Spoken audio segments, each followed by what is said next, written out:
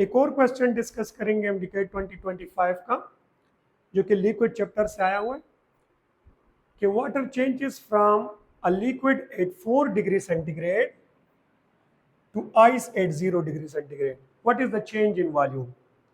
देखिए, यूजुअली जितने भी लिक्विड्स होते हैं एक्सेप्ट वाटर, जब हम उनके टेम्परेचर को कम करते हैं तो इंटरमॉलिक्यूलर फोर्स स्ट्रांग होने की वजह से मॉलिक्यूल्स एक दूसरे के करीब आते हैं, वॉल्यूम कम होता है, और जब वो लिक्विड फ्रीज हो जाता है एट फ्रीजिंग पॉइंट तो उस वक्त वॉल्यूम मिनिमम हो जाता है।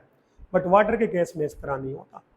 वाटर का जब हम टेम्परेचर कम करते हैं तो अप टू 4 डिग्री सेंटीग्रेड इसका वॉल्यूम कम होता है, डेंसिटी ज़्यादा होती है। तो 4 डिग्री सेंटीग्रेड पर वाटर की डेंसिटी मैक्सिमम हो जाती है, जो कि 1 ग्राम पर सीएम क्यूब होती है। बट जब हम 4 डिग्री सेंटीग्रेड से आते हैं 0 डिग्री सेंटीग्रेड पर तो वाटर अगेन एक्सपेंड होना शुरू हो जाता है। और कितना एक्सपेंड होना शुरू हो जाता है?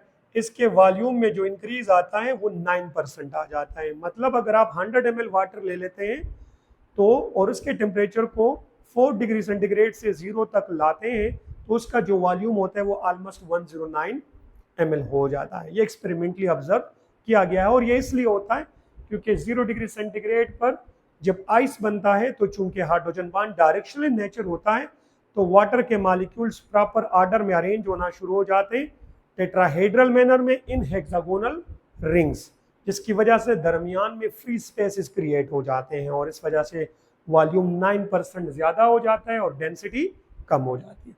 सो हमारा आंसर यहाँ पे क्या है?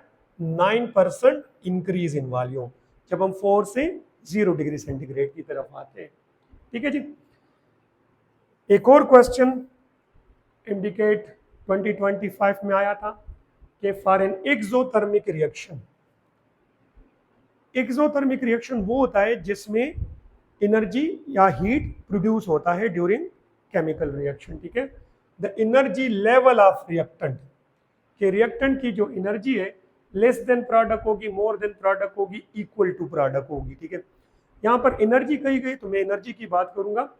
एक्चुअली एक्सोथर्मिक रिएक्शन नॉर्मली हम जब कहते हैं for chemical reaction the change in energy is always equal to energy of product minus energy of reactant। तो अगर हमारे पास एनर्जी ऑफ प्रोडक्ट ज्यादा होगी एनर्जी ऑफ रिएक्टेंट से तो फिर इस केस में डेल्टा ई का जो साइन होगा वो हमारे पास पॉजिटिव आएगा। डेल्टा ई का साइन पॉजिटिव आएगा।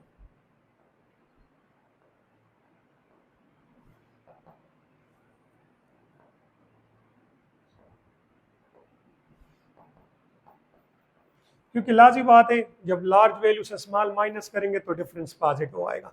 बट अगर energy of product less than energy of reactant होता है तो फिर हमारे पास डेल्टा ई का जो साइन होगा वो नेगेटिव आएगा। ठीक है। अब यहाँ पर ये बोल रहे हैं कि एक्सोथर्मिक रिएक्शन है तो फिर the energy level of reactant, तो रिएक्टेंट की जो एनर्जी होगी वो ग्रेटर देन प्रोडक्ट होनी चाहिए। ठीक है। क्योंकि जब आप स्मॉल वैल्यू से लार्ज वैल्यू को माइनस करेंगे तो डिफरेंस नेगेटिव आएगा। तो यहाँ पे है जी the energy less than the product या मोर देन द प्रोडक्ट। तो करेक्ट आंसर है energy of reactant is more than of a product. इसको हम ग्राफिकली भी रिप्रेजेंट कर सकते हैं। अगर हम एनर्जी प्रोफाइल डायग्राम ड्रा कर लें एक्सोथर्मिक रिएक्शन के लिए, लेट सपोज यहाँ पर हम एनर्जी ले लें और एक्स एक्सिस पर रिएक्शन प्रोग्रेस हो गया, रिएक्शन कोऑर्डिनेट हो गया। तो लेट अस कंसिडर ये एनर्जी है रिएक्टेंट की और ये एनर्जी है प्रोडक्ट की। ठीक है। मैंने प्रोडक्ट की एनर्जी रिएक्टेंट से कम ड्रा कर ली तो रिएक्टेंट की एनर्जी इंक्रीज होगी, ट्रांजिशन स्टेट बनेगा और फिर फाइनली प्रोडक्ट बन जाएगा। ये ट्रांजिशन स्टेट होगा। तो ये इनके दरमियान ये जो डिफरेंस है इतनी एनर्जी जो होगी वो रिएक्शन के दौरान रिलीज हो जाएगी, क्योंकि प्रोडक्ट जो बन रहा है वो लो एनर्जी का है। तो यहाँ पर एनर्जी रिलीज हो जाएगी और रिएक्शन एक्सोथर्मिक होगा।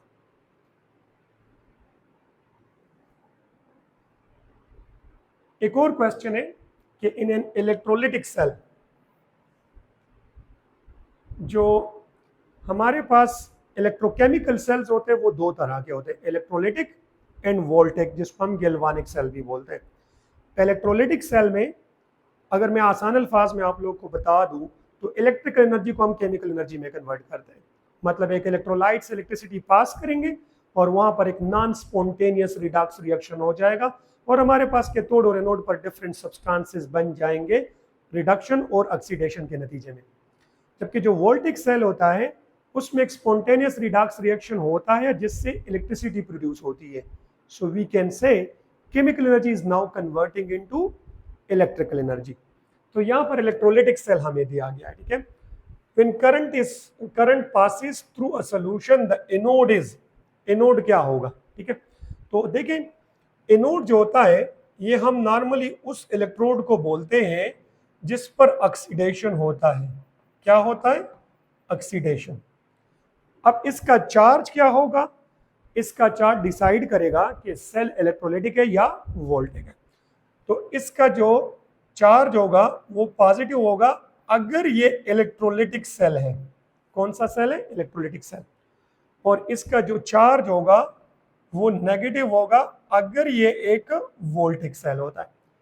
वोल्टिक सेल में एनोड नेगेटिव होता है, जबकि कैथोड के लिए आप इसका वाइस वर्सा ले लें, उसमें रिडक्शन होगा, उसमें इलेक्ट्रोलाइटिक सेल में कैथोड नेगेटिव जबकि वोल्टिक सेल में पॉजिटिव होगा। अब यहाँ पर जरा ऑप्शन को देखते हैं।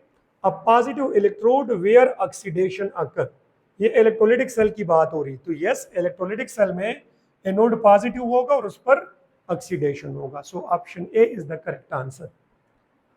वैसे अगर हम अदर ऑप्शंस को देखें, a negative electrode where oxidation occur, तो ये नेगेटिव नहीं होगा, ये पॉजिटिव होगा इलेक्ट्रोलाइटिक सेल के अंदर। अब positive electrode where reduction occurs, ना ये पॉजिटिव है लेकिन रिडक्शन नहीं होगा। A negative electrode where reduction occur, तो ये ना नेगेटिव होगा और न इस पे रिडक्शन होगा। So the correct answer is a positive electrode where oxidation occurs.